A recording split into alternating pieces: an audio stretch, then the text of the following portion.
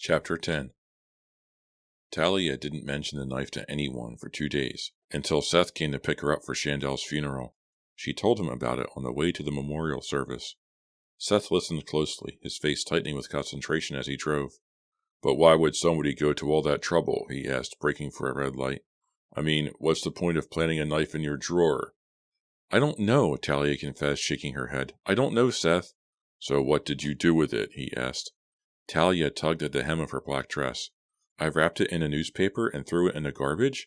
Seth glanced at her out of the corner of his eye. "Did you tell the police?" "I was going to," Talia replied, "but I couldn't bear the thought of answering any more questions, especially when I didn't have any answers." She let out a long sigh. "I have no idea how the knife got there," her voice barely above a whisper. "No idea at all. All I really know is that someone is trying to make me look like a murderer." "But how could it have gotten into your drawer?" Seth asked. Talia's face twisted in a thoughtful frown. "Maybe someone broke in while we were all at the police station that night, and planted the knife in my drawer." The traffic light changed. They started moving again. "Were there any signs of a break-in?" Seth asked. "No," Talia replied softly, "but we leave a spare key under the welcome mat. Maybe the person who's trying to frame me used the key to get in." "Well, then it couldn't have been anyone from the Thrill Club," Seth said. "We were all at the police station, too." Seth remained silent for the last few blocks of the journey. He didn't say anything until they pulled into the crowded parking lot of St. Paul's Church. "So what did it look like?" he asked, easing the car into one of the few remaining parking spaces. "Was it a big knife?" "That's the weirdest thing," Talia told him. "The knife in my drawer, it looked almost like that joke knife I bought at the card store, but it was real." She stepped out of the car and blinked her eyes against the strong morning sun. "Maybe someone's trying to drive me crazy. I really can't figure it out." Seth put his arm around Talia's waist as they walked slowly through the lot and up the wide front steps of the church. "It doesn't make any sense," he told her, stopping in front of the heavy wooden door. "No one in the world would ever think that you killed Chandell." I don't know what to think," Talia confessed. She took Seth's arm after he lowered it and leaned against him. He looked so somber and grown up in his blue suit, the same suit he'd worn to his father's funeral little more than a month before. Poor Seth, she thought. This can't be easy for him either. "We'll get through this together," he whispered. Talia wanted to hug him, but he'd already pulled open the door. Talia felt trembly and self-conscious as they made their way slowly up the aisle and joined their friends, who were seated in the fifth row of dark wooden pews. Rudy smiled in greeting. Mara made a point of not looking at Talia. Nessa was sobbing softly to herself, dabbing her eyes with a tissue. Only seconds after Talia and Seth sat down, the minister took his place behind a podium at the altar. 4 men in dark suits wheeled a closed coffin down the center aisle of the church. Talia's throat tightened. She fought back a loud sob. "Is Chandell really in there?" she asked herself, staring at the coffin shining under the bright chapel lights. Why would anyone want to kill her? And why would they want to make it look as if I did it? Talia's mind kept spinning round and round, the questions, the unanswerable questions, repeating endlessly. Talia's thoughts were interrupted by the muffled sound of sobbing from the front row. Chandell's mother had collapsed into her husband's arms. Her poor parents, Talia thought. It must be so awful for them. "This has been the worst week of my life," Nessa wailed. "I can't believe Chandell's gone. I can't believe I'll go to school on Monday and not be able to eat lunch with her." Nessa shook her head. Her eyes were swollen and glassy from crying. "Chandell was the best friend I ever had." After the funeral, the 5 members of the Thrill Club had gathered at Alma's coffee shop. Talia felt completely drained, exhausted. All she could do was stare at her tuna sandwich. With his fork, Rudy pushed his french fries from one side of the plate to the other. "I can't believe it either," he murmured. "I can't believe somebody killed her," Mara said evenly. She raised her eyes to Talia. "I just keep wondering if it was someone who knew her." Talia felt the blood rush into her face. "Why is she staring at me?" she wondered. "What is Mara's problem?" "I haven't been able to eat since it happened," Talia said, lowering her eyes to the tuna sandwich. "Me either," Nessa said sadly. She had a napkin in her hand and was shredding it into tiny pieces. "It's so weird that Chandell died just like in Talia's story," Mara added. Talia could feel her face burning under her friend's silent stares. Rudy picked up his cheeseburger, opened his mouth, then lowered the burger back to his plate without biting into it. "Laura and I were talking last night," he told them. "We both agreed that it's probably a good idea to cancel next week's meeting." Yeah, right, Seth agreed, reaching across the table to spear a couple of Rudy's fries. Maybe we should hold off until the week after. Talia's mind drifted away from the conversation. She couldn't help replaying Chandel's funeral. Once again she saw the coffin sinking into the fresh grave, remembered the awful thud of dirt falling on top of the shiny coffin lid. When Talia looked up, Mara was glaring at her again. "Did you clean your sweatshirt?" Mara asked in a derisive tone of voice. "Excuse me?" said Talia. "The sweatshirt you wore the night of the murder. Did you clean the fresh bloodstain off your sweatshirt?" Mara repeated coldly. Chapter 11. Talia's throat tightened with anger and fear. Mara was definitely accusing her now.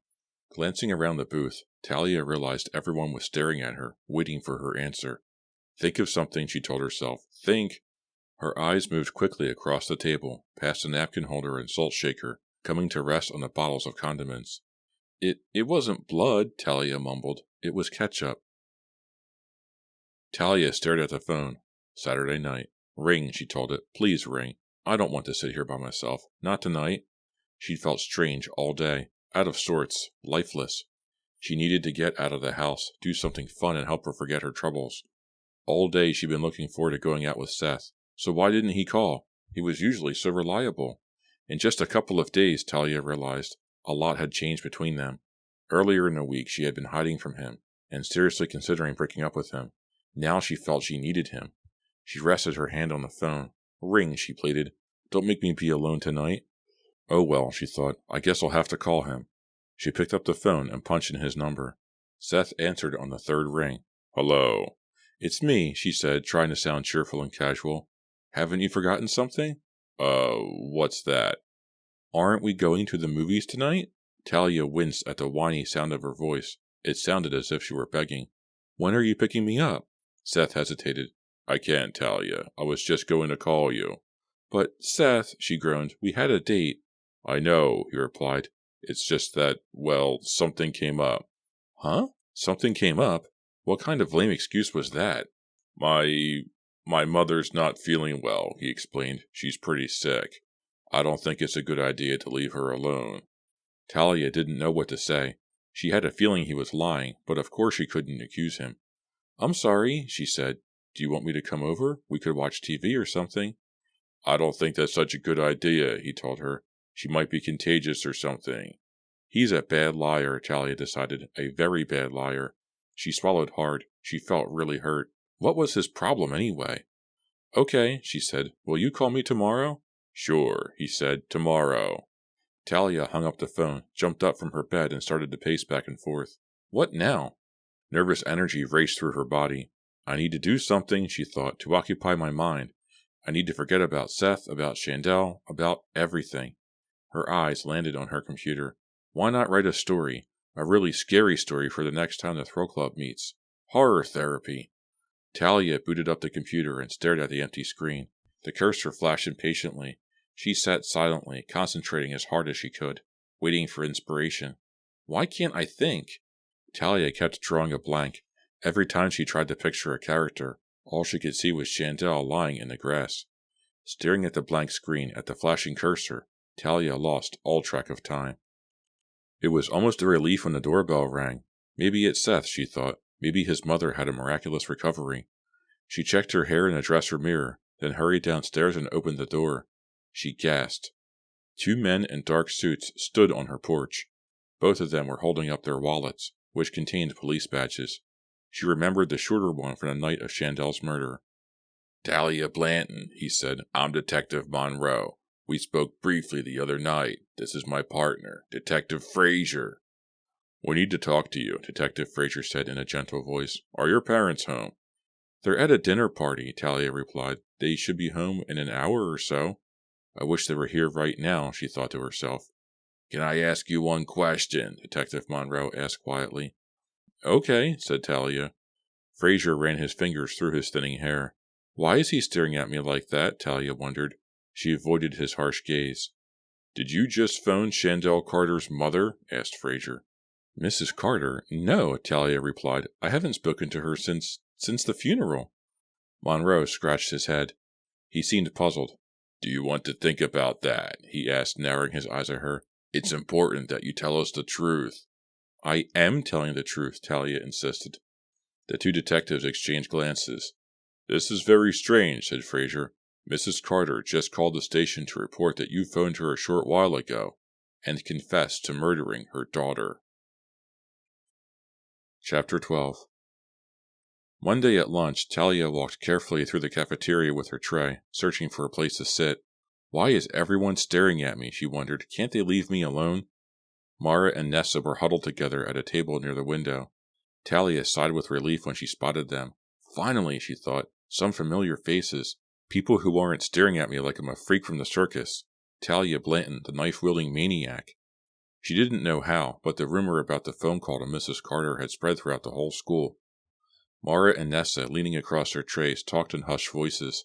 They fell silent as soon as they noticed Talia, as though protecting a secret. Hi, Talia said a little too loudly. You guys mind if I sit down? How's it going? Nessa asked, making room at the table for Talia. Talia got settled. Mara and Nessa didn't resume their conversation. So, asked Talia, what were you talking about? Homework, Mara replied quickly. Boys, said Nessa at the exact same moment. Talia frowned. They were talking about me, she realized. Everybody's talking about me. I'm the only topic of conversation in the entire school. When will I get my life back? Actually, Nessa confessed, we were wondering how you were doing. We've been hearing some pretty weird rumors. I guess I'm okay, murmured Talia, even though she'd known that people were watching her and whispering her name all day. What was she supposed to do? Stand up on the table and announce that she was innocent, that she hadn't murdered Shandell? Nessa took a sip of her Coke. Talia saw that her eyes were still puffy from crying. It's been a tough week for everyone, Nessa said softly. I miss Shandell so much. Talia stared down at her plate. Her hamburger looked about as appetizing as her notebook. She hadn't eaten anything all day. Her desire for food had simply disappeared. I can't understand what's going on, she said. Her voice broke with emotion. I think someone's trying to make it look like I killed Shandell. The police think so too. They don't think I did it. No one thinks you killed her, Nessa assured her. I wish it were true, Talia thought, but why were all the kids in the lunchroom staring at her?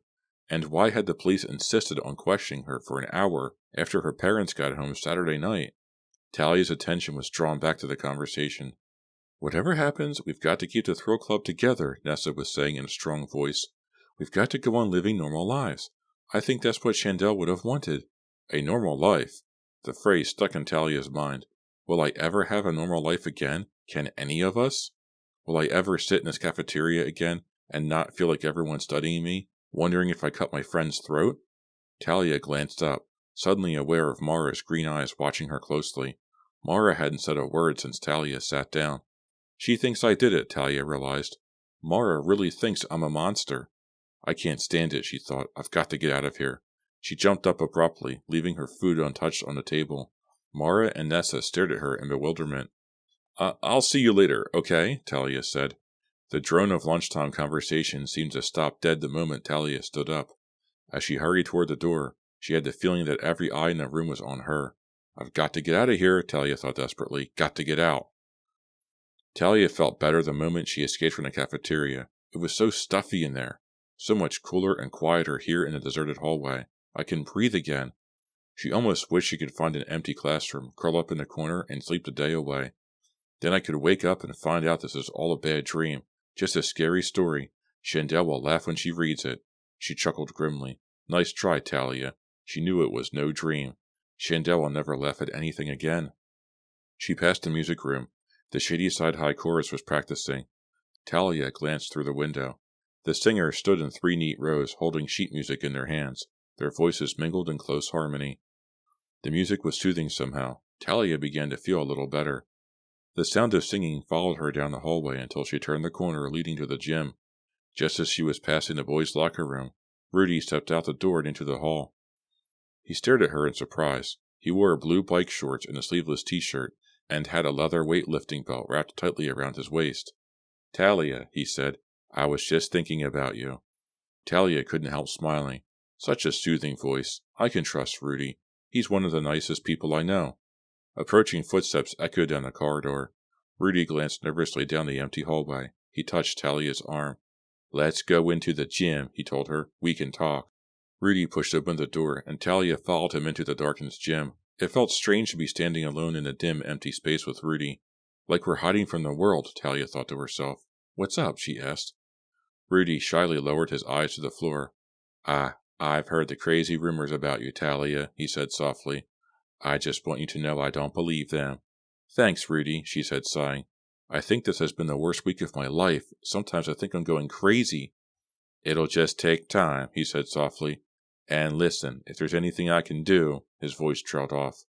"Oh, Rudy," Talia thought, "I could kiss you for that." She smiled at him in the darkness. "Thank you," she whispered. Seth's face flashed across her mind. Talia still felt angry at him for standing her up on Saturday and not calling her on Sunday. Seth had let her down when she needed him most, and here was Rudy, so kind and caring. Yes, caring. He really cares about me, she thought. The next thing she knew, her arms were around his neck, her lips pressing softly against his. Rudy's lips pressed back. Talia closed her eyes, surrendering to the moment. Behind them, the gym door swung open with a creak. Someone gasped. Talia and Rudy pulled away from each other, whirling toward the sound. Too late. The door had already swung shut. Who saw us?" Talia stammered. Chapter 13. Talia raced for the door. Rudy followed close behind. Out in the hall, she turned in both directions. No one in sight. She heard footsteps vanishing around the corner. "Oh well," said Rudy. "No sense chasing after him." "Or her," Talia added. In the light, Talia could see that he was blushing. "I'm sorry," she told him. "I hope that wasn't Mara. She'd be furious." "It might have been Seth," he reminded her. "Then you'd be the one in trouble." "I know," said Talia. "Things with Seth and me haven't been going that great as it is." Rudy didn't respond. He ran his fingers through his short brown hair and stared down the long, empty corridor. Talia didn't know what had possessed her to kiss Rudy so impulsively. She really liked him, but only as a friend. "Maybe it was a teacher," Rudy suggested. "Or someone who doesn't even know us." "Maybe," Talia agreed, wishing she could believe it was true. She felt guilty. If Seth had been treating her better, she would never have kissed Rudy. "Oh well," Rudy shrugged. "It was just one kiss. What's the big deal?" Thursday morning, Talia stared miserably at her waffles. The waffles stared back, floating in a sticky pool of syrup, the most important meal of the day. "Mom," she groaned, "I really can't eat this morning." "Honey?" Her mother's voice was soft but firm. "You have to try. You've hardly eaten anything for days. I know you're upset, but you've really got to start eating again." "I know, Mom. I'm just not hungry." Talia knew she was being stubborn, but she couldn't help it. Her appetite had disappeared along with her normal life. For once, her mother didn't argue. "Okay," she said, forcing a smile. "Forget the waffles. Get your books. I'll drive you to school." Talia was silent in the car, nervously smoothing the fabric of her dress. All week long she'd worn jeans to school, but that morning she'd forced herself to dress up. She wore a tight blue tank dress, with black high-heeled sandals. If people were going to stare at her, she might as well give them something to stare at. Her mother hummed along with a song on the radio, sneaking quick glances at Talia from the corner of her eye. At a red light, Mrs. Blanton turned to Talia. "Honey," she said, "talk to me. Sometimes it helps." Talia didn't know what to say. Both of her parents had been wonderful over the past couple of weeks, so understanding and supportive. And of course her mother's legal knowledge was a big help. But Talia just didn't feel like having a heart-to-heart talk this morning. "I can't take any more questions," she thought. "Not even from my mother. I just want to be left alone." "Everything's fine," Talia said defensively. Her mother nodded, frowning. "And how's Seth?" she asked. "He hasn't been around for a week." "He's been busy," Talia explained. "He's got a lot of chores at home." "I see," said Mrs. Blanton. "Well, why not invite him over for dinner tonight?" "Okay," Talia said. "I'll see what he says." Fat chance, she thought to herself. "Seth has hardly said 2 words to me all week." They pulled into the Shadyside High parking lot. Talia stepped out of the car. A familiar feeling of dread came over her as she approached the school. "I don't want to be here," she thought. "I can't take another day of everyone staring at me." She took a deep breath and gathered her courage. Forcing her shoulders back erect, she entered the building, forcing a smile on her face. "Be strong," she told herself. She shifted her backpack on her shoulders and walked slowly down the hall to her locker. "Maybe I will invite Seth over for dinner," she thought. "We need to talk." After kissing Rudy in the gym, Talia realized that Seth was still the one she wanted. Seth is my boyfriend, she told herself. Rudy is just my friend. Seth and I have got to start talking again. I miss his smile. The way we used to talk for hours on the telephone. I miss holding hands at the movies. I miss him. She took her books out of her locker and decided to search for Seth, to see if she could persuade him to accept her mother's invitation. Walking through the hall, she realized that only a couple of kids stared at her as she passed. The others went on with their business, talking and laughing among themselves, hardly even noticing her. Wow, she thought with relief, maybe things are getting back to normal. Maybe I'll be okay. Walking past the library, she heard a familiar laugh and turned toward the sound. She saw Nessa standing in front of her locker in a pair of skin-tight jeans, laughing at something a tall, thin boy had told her. The boy had his back to Talia. Nessa threw back her head and laughed again, tossing her soft, dark hair. She ran her hand down the length of the boy's arm, letting her long fingers trail softly over his wrist. Her laughter rang out in the hall, a bright, happy sound. Nessa's such a flirt, Talia thought with a smile. Last week it was the wrestler. The week before that it was the guy from the junior college. And this week? As if responding to Talia's unspoken question, the boy of the week turned around. Talia's mouth dropped open. Her books fell right out of her hand. Seth. How could he? And how could Nessa? I thought she was my friend. Talia picked up her books and walked as calmly as she could over to Nessa's locker. She put her hand on Seth's shoulder and looked Nessa straight in the eye. What's up? She demanded, trying to sound casual. You two seem awfully friendly. Seth blushed. Nessa's mouth dropped open in surprise. But Talia, she finally stammered. You said it was okay. You told me last night you were breaking up with Seth. Me? Talia gasped. I told you what? On the phone, Nessa insisted. You told me I should go out with Seth. You said it was okay. Did you suddenly forget, Talia? We talked for nearly an hour. Talia felt dizzy. She wondered if she was going to faint. Nessa, she managed to choke out. I didn't call you last night. We didn't talk on the phone. We didn't. Chapter 14.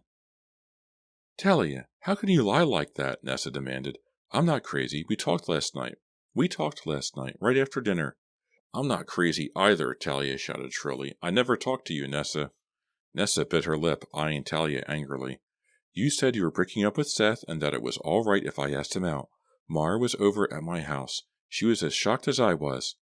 Seth pulled out from under Talia's arm. What's going on here, Talia? What's the story? No, I never said it, Talia insisted to Nessa. Why are you telling lies about me? I'm not lying, Nessa muttered. Why would I?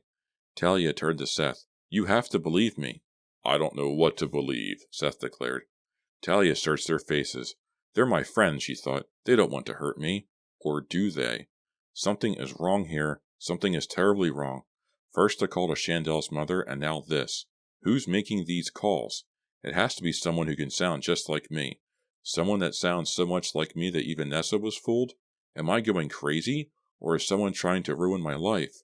Will somebody please tell me what's going on?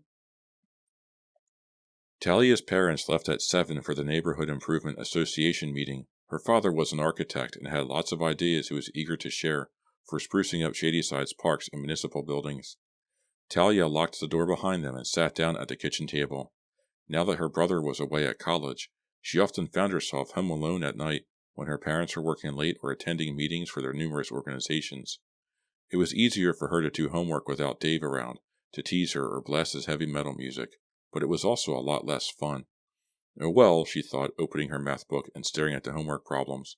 Next year I'll be away at college myself. Then the house will be empty. I have to concentrate, she told herself.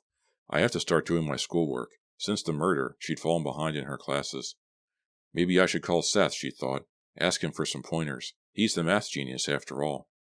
Maybe that would be a good excuse to talk to him. Talia didn't even know if they were going out anymore. 4 days had passed since she'd seen him at his locker. He didn't even know she'd been accepted to UC Berkeley.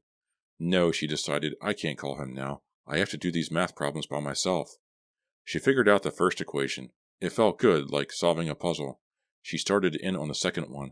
Maybe she could ace the next test, win back Mr. Hansen's trust. That would be a start. She had nearly finished the second equation when the doorbell rang. Oh no, she thought, what now? Her heart pounded in her chest as she stood up and walked toward the door. The sound of the bell filled her with dread these days. Would it be the police? Back to ask more questions about Chandel? Would it be more bad news? She stopped in front of the door. Silence. Then 3 sharp knocks came. "Who is it?" she called. No reply. She took a deep breath and pulled open the door, and uttered a shriek of horror when she saw the hideous face move close to hers. "Talia," it croaked. "Talia." "No," she screamed. "No, don't. Please." Chapter 15. Seth pulled off the hideous mask and grinned at Talia. "Gotcha," he cried, and burst out laughing. For a few seconds, Talia couldn't speak. She just stared at him in angry disbelief. "Seth, you creep!" she finally managed to choke out. "How could you?" "Sorry," he said, still laughing. "I thought you'd know it was me. I didn't know you'd have a cow. I thought you'd just laugh and tell me to come in." Carved wood, decorated with garish slashes of orange and purple. The mouth was a huge white O, frozen in a scream. The eyes were angry slits. "Isn't this awesome?" he asked. "It's an aboriginal mask from New Guinea. My father collected a whole bunch of great tribal artifacts in his last visit. I thought maybe I'd wear it to the Thrill Club meeting at Rudy's tomorrow night." Talia studied the mask as she led him into the living room. As ferocious as it was, there was also something amusing about it. It was so exaggerated, like a Halloween mask. "I'm sorry I went bonkers," she told Seth. "I guess I'm just not in a laughing mood these days." She forced herself to smile. "But I really am happy to see you." "Me too." Seth set the mask down on a coffee table and hugged her. Talia didn't want to let go. "I don't want to lose you," he told her. "I was worried," she whispered. "I thought you were going to break up with me." "No way. I wasn't going to break up with you," he insisted. "I thought you were going to break up with me." Talia hugged him tighter. "I'm sorry, Seth. Things have just been so confusing lately. So many crazy things have happened. Sometimes I don't know if I'm losing my mind or what." "We'll be okay," he told her, brushing the hair away from her eyes. Talia went into the kitchen to get Seth a Coke. She felt happier than she had in a long time. She returned to the living room, handed Seth the can, and sat down beside him on the couch. The mask leered at her from the coffee table. "It really is the ugliest thing I've ever seen," she thought. "So, what's up?" Seth asked cheerfully. He took a sip from his Coke. "It feels like 100 years since we've really had a good talk." "Oh well," she thought, "I guess I better tell him now. No sense putting it off." Talia took a deep breath. "I know there hasn't been much good news lately," she began, "but guess what I got in the mail today?" "What?" "My acceptance to UC Berkeley. Isn't that great?" Seth fumbled for an answer. Talia could sense his disappointment. Ever since January, when they'd submitted their applications to colleges, he'd been trying to persuade her to stay in the area, maybe go to the state university with him. "California is awfully far away," he said glumly.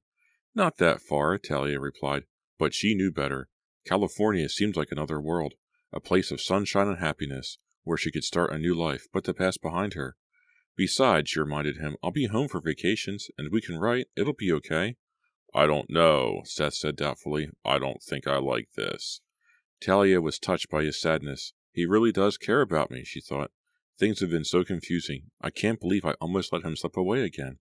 Seth reached into his jacket pocket and pulled out a folded sheaf of papers.